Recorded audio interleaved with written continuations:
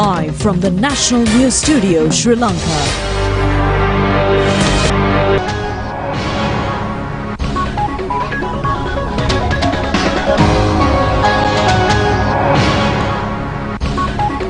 Good evening. This is the National News Telecast.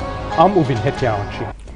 Good evening indeed. I'm Kastani Balachandra Adhikari, and let's start off by taking a look at your headlines.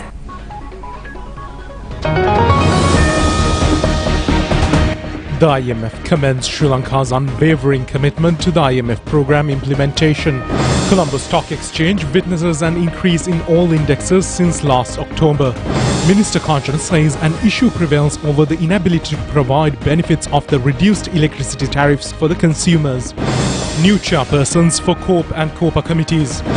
Inland Revenue Department to pay close attention to the tax compliance of highly wealthy individuals.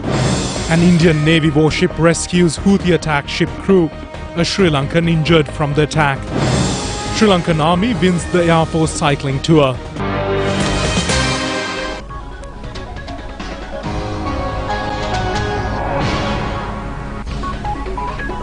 Senior IMF Mission Chief for Sri Lanka, Peter Brewer, commends Sri Lankan authorities for their unwavering commitment to the IMF program's implementation.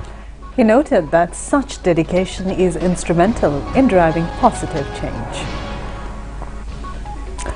He made these remarks during the meeting between President Ranil Wickremesinghe and the IMF team at the Finance Ministry today. Senior Mission Chief for Sri Lanka, Peter Brewer, emphasized that the IMF program is exhibiting promising signs of efficacy, translating into tangible outcomes. He further expressed his satisfaction at witnessing the economy starting to turn around, underscoring the significance of this progress. The statement resonated with both President Wickremesinghe and the IMF team, highlighting the collective efforts and collaboration that have contributed to Sri Lanka's economic recovery. President Wickremesinghe reiterated his government's steadfast commitment to sustaining the momentum and advancing the nation's economic agenda. This acknowledgement of progress underscores the shared vision between Sri Lanka and the IMF in fostering economic stability and growth. As discussions progressed, President Wickremesinghe and the IMF team delved into various aspects of Sri Lanka's economic performance, focusing on fiscal stability, structural reforms and future outlook.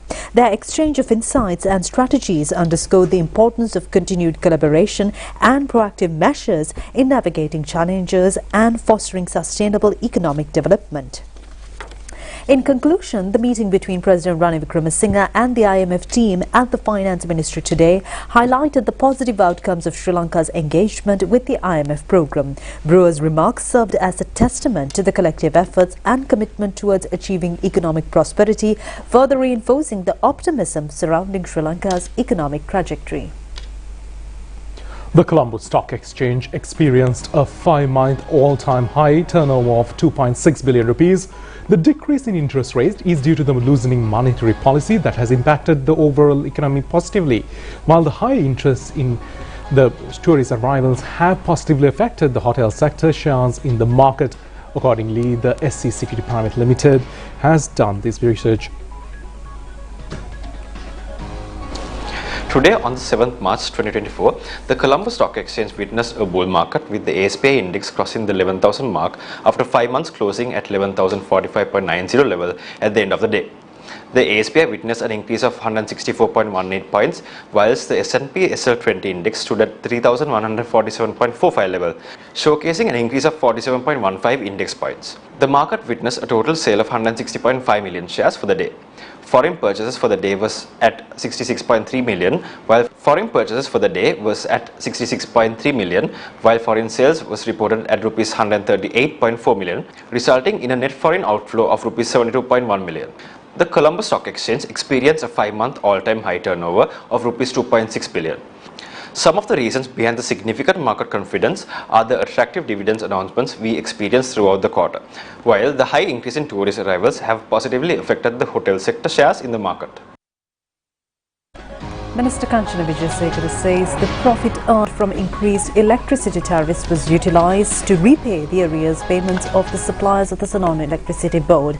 Meanwhile, it was revealed in the Parliament that even though the implementation of the Parate execution law has been suspended, certain commercial banks continue to implement this law. Parliamentarian Gunapal Ratnasekara said that the profits earned in a percentage is at 71%. He inquired the reason for such profit margins for a state institution. He said that by reducing the profit margin, those benefits can be extended for the consumers. Minister Kanchana Wijesekara said that even though the renewable energy suppliers have supplied energy for the last 2 years, they are yet to be paid for the suppliers. Accordingly, he said that the accumulated profits were utilized to pay off the suppliers who were not compensated for their services.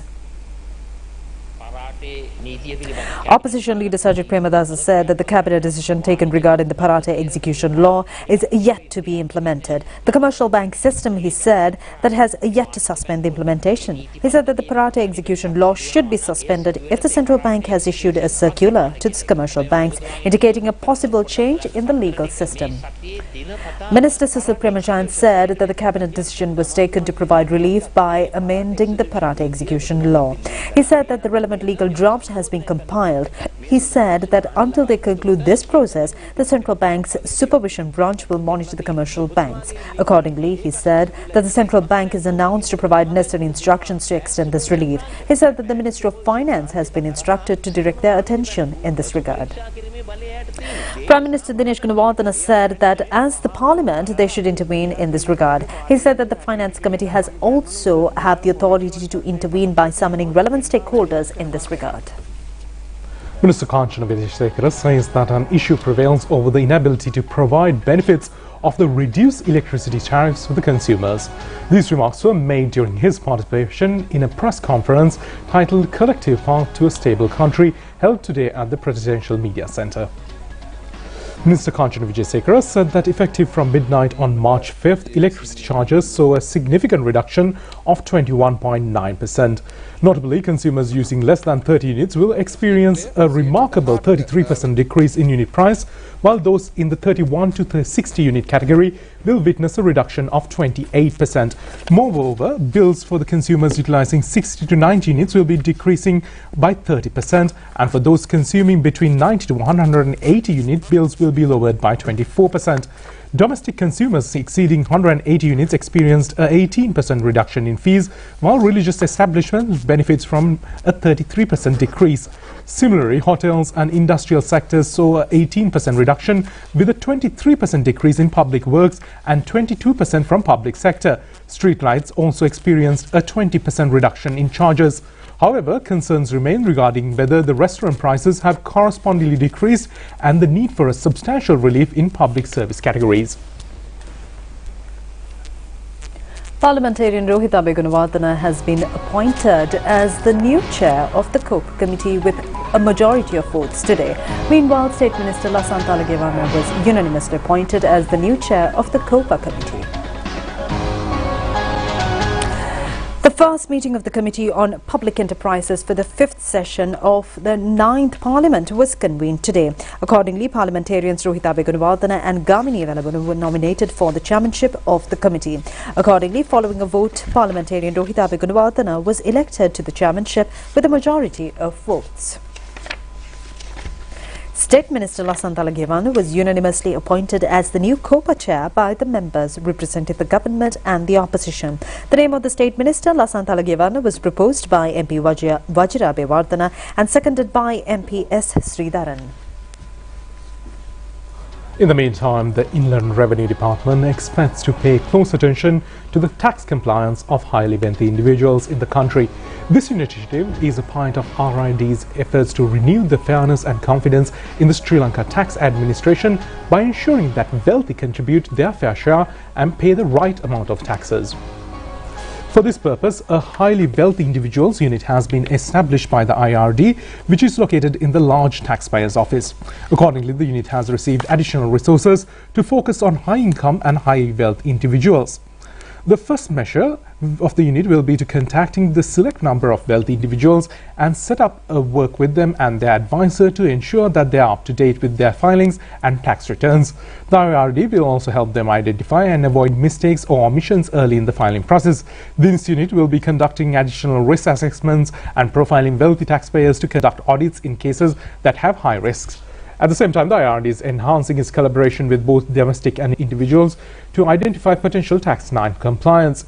The IRD will also work closely with banks, financial intelligence units and the other tax administrations through extensive treaty networks with 45 countries. This collaboration will help the HWIU to identify banking records and assets of the wealthy individuals that may not have been disclosed. Senior advisor to the President on climate change, Ruan Wijewardena, says the significant contributions of President Ranil Wickremesinghe towards the advancement of education for the nation's youth. He made these remarks while taking part in a ceremony at Al Mubarak Central College in Malbana. The ceremonial laying of the foundation stone for this contemporary structure took place at the college under the patronage of Senior Advisor to the President on Climate Change, Ruan Wijewardena. President Ranil Wickremesinghe made a commitment to construct a fully furnished auditorium for Al Mubarak Central College in Malbana while attending its centennial celebrations last year. Honouring his promise, funds were designated for this endeavour, guaranteeing that the new auditorium would have the capacity to hold around 5,000 students simultaneously.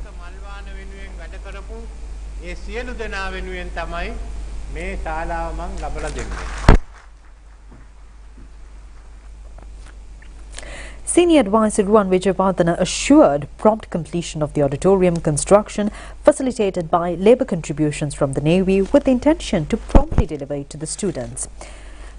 Senior Advisor Ruan Wijewardena said that there exists a strong connection between President Ranil Wickremesinghe and the Malbana area. Having served as the Biagama constituency organizer, he said that the President has made significant contributions to this locality. He further said that the President's efforts have greatly benefited the education of both boys and girls in Malbana and across the country. Additionally, he said that Suranimala Rajpaksha has also played a pivotal role in advancing education in this region. He said that he is confident that the construction of the new auditorium will not only benefit the school but also the entire community. Other schools will have the opportunity to utilize this facility.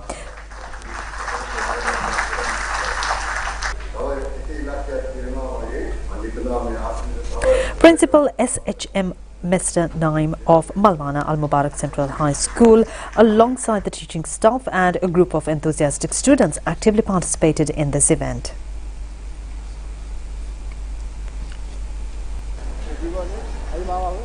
The electronic timetable display established at the Colombo Fort Railway Station for the convenience of the railway passengers was declared open today. Minister Bandula Gunawardena took part in this event. The railway timetable will be displayed in two main screens and outside of the railway station in the main entrance, while several other screens have been set up inside the premises for the convenience of passengers. The project has been initiated with the support of the private advertising company and the Railway General Manager HMKW Bandara and Deputy General Managers, as well as the Chief of the Media Hut Kaminda Mallawarachi, were present on this occasion.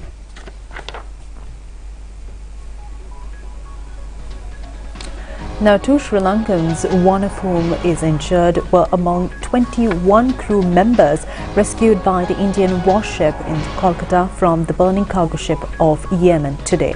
The cargo vessel True Confidence was attacked by a ballistic missile by the Houthi rebels in the Gulf of Aden.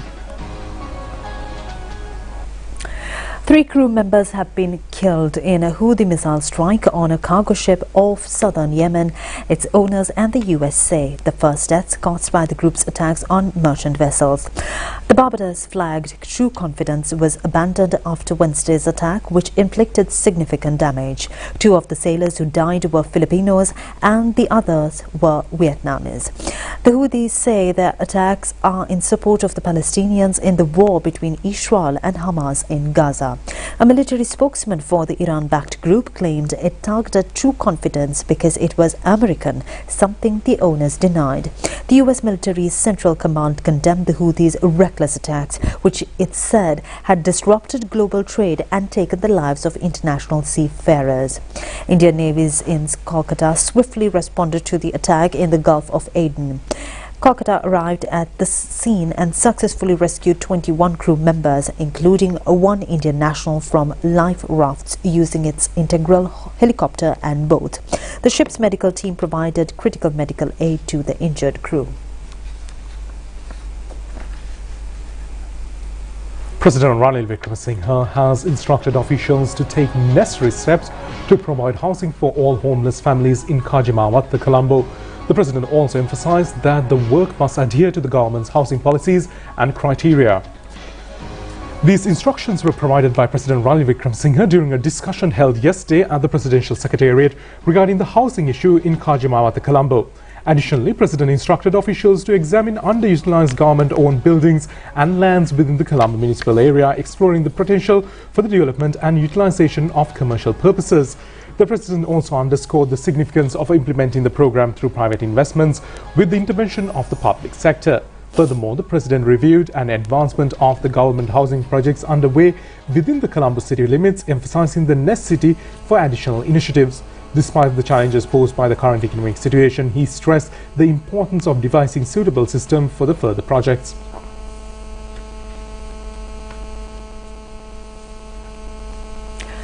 High Commissioner of India to Colombo, Santosh Jha, says that the ICTA is a cause improvement than a massive new agreement which brings enhanced benefits to Sri Lanka through exports. He made these remarks during a fireside organized by the Sri Lanka Press Institute in Colombo recently.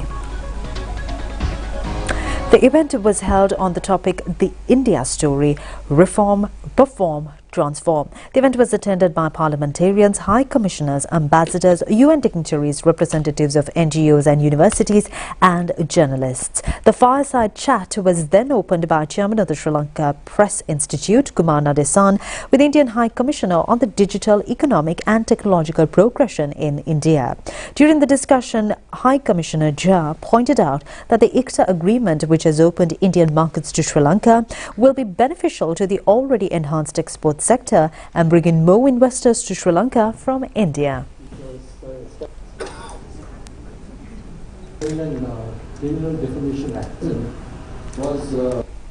In 2000, the FTA was signed. Sri Lanka exported $50 billion worth of goods to India. Today it does 1.1 billion, 22 times. India, 500 million was the export. India does 5 billion today, 10 times. Whose export is growing faster? If you look at the size of the economy, which would give you a sense of what the potential for export in a country would be, the intention of the original authors of this agreement, that Sri Lanka must benefit by India opening its market to Sri Lanka, has actually happened. There are some problems, and which is where our lack of inexperience in 2000 or 98 on FTAs, the learning that has come from the 20 years of operation and negotiating other FTAs, allows us to improve further this particular basic paradigm of bringing benefits to Sri Lanka, opening Indian markets for Sri Lankans. Therefore, keep the free trade agreement focused on building capacities in India, allowing investments to come into Sri Lanka to target the Indian market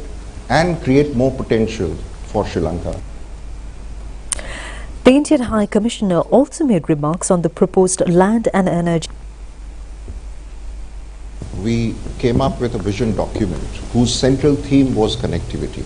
And connectivity is such a significant aspect of our relations because it generates economic activity by implementation of connectivity, and then it has a multiplier effect in terms of connecting societies, people, industries, markets. In the field of energy particularly, we have a large number of projects. We have an oil pipeline connecting South India with Sri Lanka. We have an LNG supply line that we are talking about to bring LNG to Sri Lanka for use for production of energy, which will reduce costs here. There is, of course, the grid interconnection that we are talking about, which is for interchange, exchange of electricity, export from India and export from Sri Lanka. Eventually, the huge potential that Sri Lanka has in terms of producing renewable energy, wind and solar, cannot be utilized simply by usage within Sri Lanka, and it requires an outlet for export to other parts of the world through India.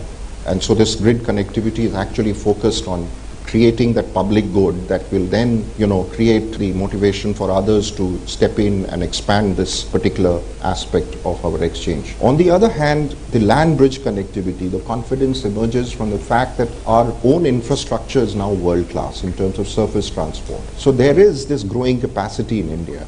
And in all of what we do, whether it is the unique digital identity, whether it is the energy sector or in the infrastructure sector, our effort has been that wherever we have capacities, we must contribute as far as possible, based on Sri Lanka's preferences, to contribute to their growth and development.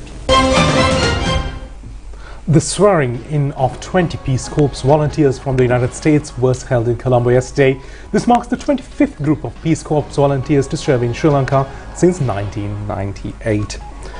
Peace Corps Director Carol Spahn, US Ambassador to Sri Lanka Julie Chung, First Lady Professor Maitri Wickramasinghe and Minister of Education Susin Premajayant officiated the swearing-in ceremony. The cohorts of skilled and diverse trainees arrived in November 2023 to begin 12 weeks of training. Following the 3 months of intensive training in language, culture and effective engagement within Sri Lankan schools, these volunteers will now embark on a 2-year service journey as English teachers in the Central and Nuwa provinces. They will work alongside their Sri Lankan counterparts, including English teachers and principals, to deliver English language instruction to Sri Lankan school children.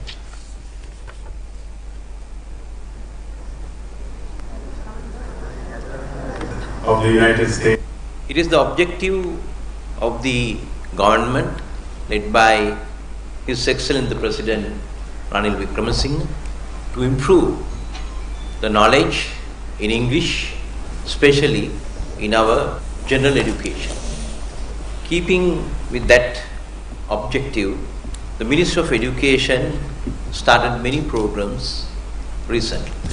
So at this juncture, with the guidance of Her Excellency the Ambassador of United States and the Director of Peace Corps and other officials, so we managed to get 21 volunteers from United States of America, and they had some orientation programs with counterpart teachers in the Central Province and Nuwa Province, and they have selected schools representing all 3 communities, Sinhala, Tamils and Muslims. So as a first step after 16 years, we can start with this program, and I was told that within next couple of months there will be more volunteers willing to come to Sri Lanka and help us to improve the education in our country, especially the English education, and improve the communication skills among students, the teachers, the principals, and the entire community. Building world peace and friendship is not easy, but it is some of the most important work that we can be doing, especially right now, in this time of tremendous uncertainty around the world. We need to continue building on and strengthening the bonds of connection and shared purpose that are truly the foundation of a strong global community. And that is what we are all here to do today, to demonstrate optimism in action, which was the theme of Peace Corps Week. Let me take this opportunity to welcome you with open arms to the Peace Corps family. It takes courage to welcome strangers into your communities, into your homes, and into your hearts. Thank you. Thank you for helping to foster an environment in which these Americans can learn to be Sri Lankan and to call Sri Lanka home. And to our newest group of volunteers, it's really wonderful to see you all again. It's hard to believe it's been just 3 months since we were together in Washington, D.C. at the start of this incredible journey. I invite you to take a minute to reflect on the experiences that you've had that you never could have imagined before, the new, exciting, and unexpected ways that you've grown, and the unexpected, fabulous, warm welcome that you received, and the new families that you have already been adopted into. The Youth Forum Leadership Summit 2024, organised by the US Embassy in Sri Lanka, was held in Colombo. The summit convened over 100 young leaders from diverse backgrounds. Hosted by the US Embassy, this summit served as a platform for youth engagement and leadership development, featuring representatives from the 5 American spaces situated in Colombo, Kandy, Jaffna, Mathura and Batticaloa, alongside delegates from across the South Asian region, including India, Pakistan, Bangladesh, Maldives and Nepal. This year's summit included a unique project aimed at uplifting the standards of education facilities. Participants will collaborate on enhancing a library, science lab and vegetable garden at an underprivileged school in Colombo, fostering a positive impact and sustainable development within local communities.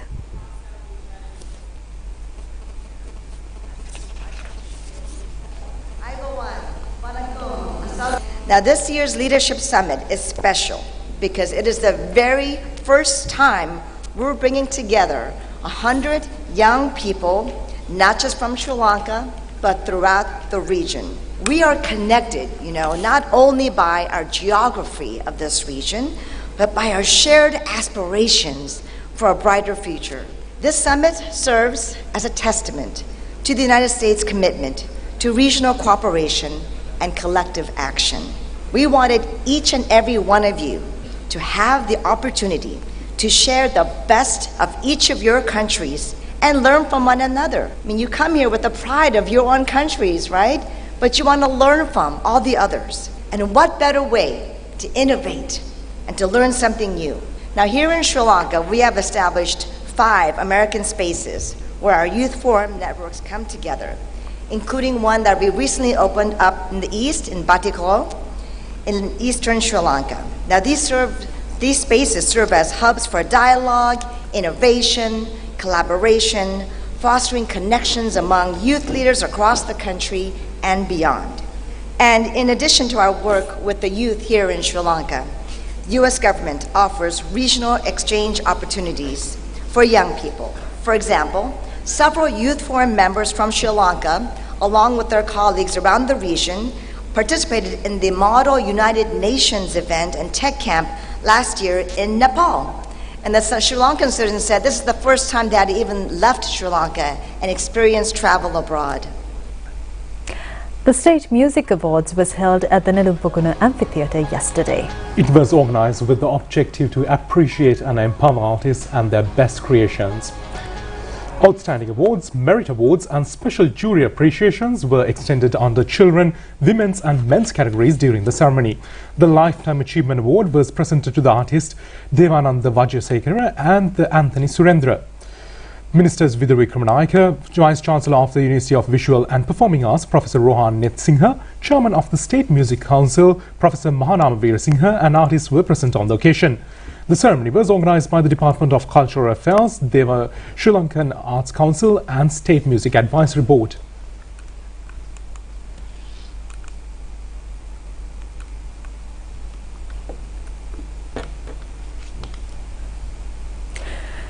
The Air Tattoo 2024 Educational and Technical Exhibition, aligned with the 73rd anniversary of the Sri Lanka Air Force, was proudly inaugurated yesterday in Jaffna. This marks the first educational exhibition on aircraft technology hosted by the Sri Lanka Air Force for the residents of the Northern Province. The exhibition features parachute displays by the Air Force, drill displays, demonstrations of humanitarian assistance and disaster relief operations, dog shows, cultural displays and many more. Additionally, various activities including music concerts and a trade exhibition that provides opportunities for entrepreneurs to connect with customers will be presented throughout the evening for everyone's entertainment. Scheduled to run from the 6th of March up until the 10th of March, this educational and technical exhibition has accumulated the participation of local universities, private universities, Kothalavala Defence University, business institutions affiliated with the Chamber of Commerce and Industries in Yalpanam. More stories on the other side of this break.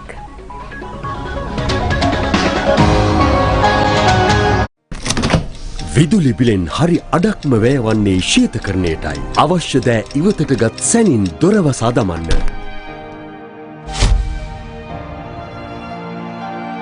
අඛණ්ඩ විදුලි සැපයුමකට සහාය වෙමු.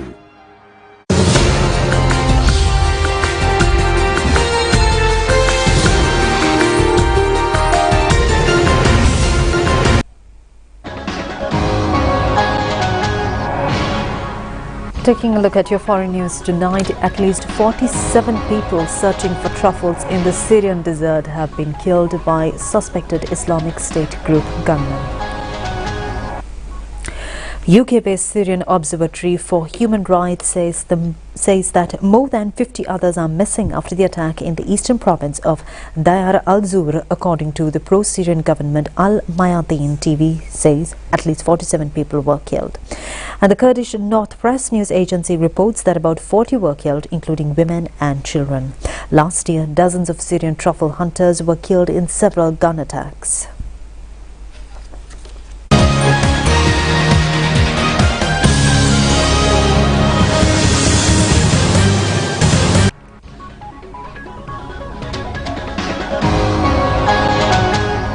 Taking a look at your sports, the Army's Pathum Sampath managed to win the overall championship of the Air Force Cycling Tour. The final phase of the 5-phase tour commenced near Vaunia Air Force Camp this morning. The phase was concluded at Doriapa grounds. The tour was organised parallel to the 73rd anniversary of the Sri Lankan Air Force. The 25th edition of the tour was consisting of 654-kilometre distance covered within 5 days. The first phase of the tour, which was commenced from Galle Face Green, was concluded on Ganorua. The second day from Ganorua to Kadruela, and the distance covered in third phase from Kadruela to Trincomalee. And the fourth place was from the Trincomalee to Vaunia. The final phase, which covered 144 kilometres, was included from Doriapa ground. Krishna Narakodi, representing the Indian Air Force, ensured third place of the competition, and Sri Lankan Army's Pasunduthi Sera was placed second. The representing Sri Lankan Police, Shanal Chamod, won the final phase of the tour.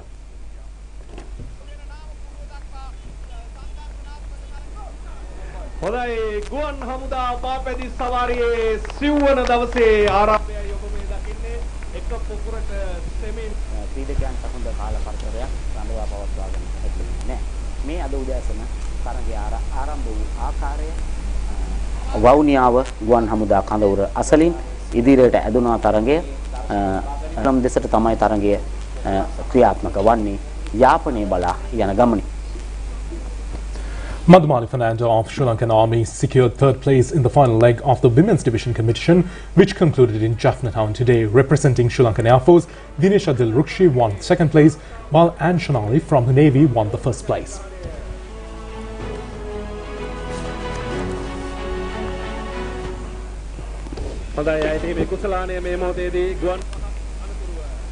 Pathum Sampath Veerasinghe from Sri Lankan Army won the overall championship of the Air Force Cycling Tour in the men's division, and Pereira from Sri Lankan Navy secured the overall championship in the women's division. The trophies were presented by Air Force Commander Air Marshal Udeni Rajpaksha. ගුවන් හමුදාපතිතුමාගේ සුරතින් ඒ වගේම ඔහුට හිමි කුසලානයත් ගුවන් හමුදාපතිතුමන්ගේ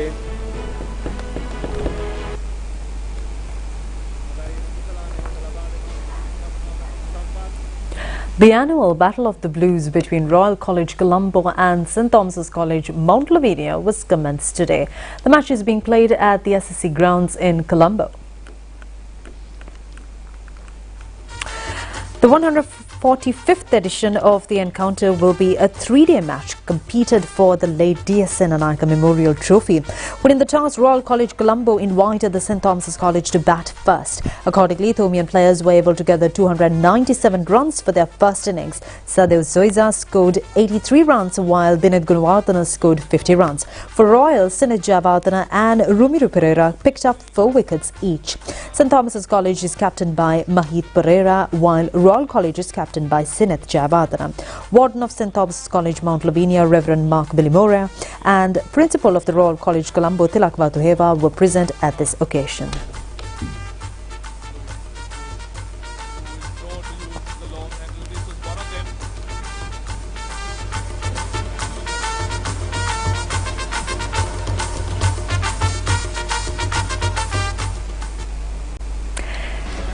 And with that, we conclude tonight's English news on Rupavahini. We'll see you tomorrow at the very same time. Good night.